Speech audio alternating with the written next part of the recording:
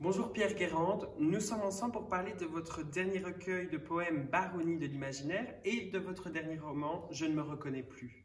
Pourriez-vous dans un premier temps nous parler davantage de ce recueil de poésie?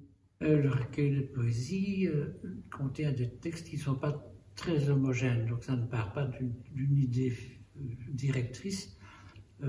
En fait, j'écris pas beaucoup, ce qui fait que je ne saurais pas remplir un long recueil avec des poèmes sur un thème choisi.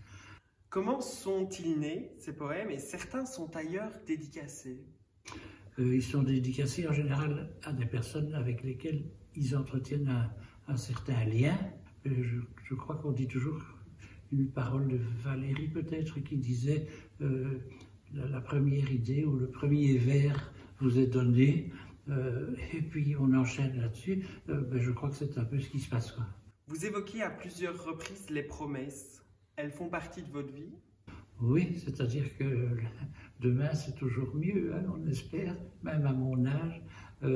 Mais donc la promesse, oui, elle a des aspérités, elle a aussi des douceurs, et donc on en attend toujours énormément. Mais il y a même un des deux textes sur les promesses qui est plutôt noir, hein.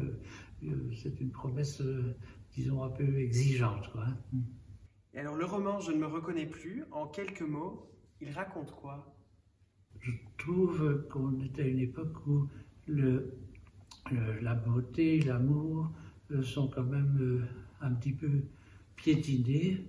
Dans les interviews, ce n'est pas votre cas ici, loin de là, mais on vous parle de façon parfois assez crue de l'amour et de la façon de le faire ou de le faire tout seul. Enfin, il y a toutes les variétés possibles.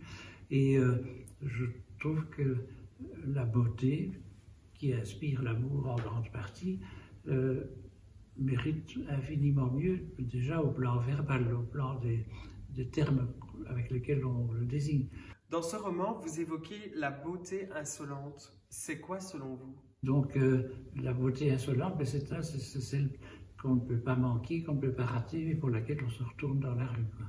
J'ai envie de vous demander, vu que vous venez avec de la poésie et un roman, quelles sont les plus grandes difficultés entre les deux et que préférez-vous?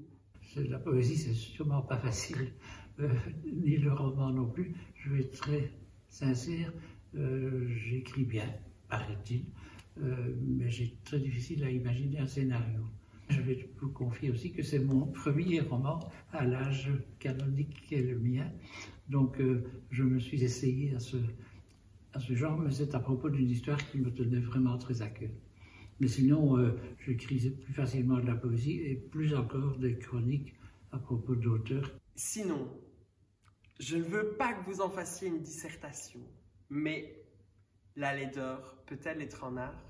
Je dirais qu'il y a la question de l'intimité avec un être.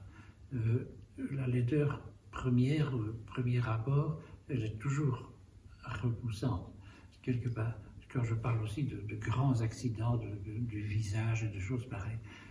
Mais à force d'être avec quelqu'un, que ce soit une grande beauté ou que ce soit une affreuse physionomie, vient un moment, heureusement, où l'humanité du personnage passe, quels que soient ses traits.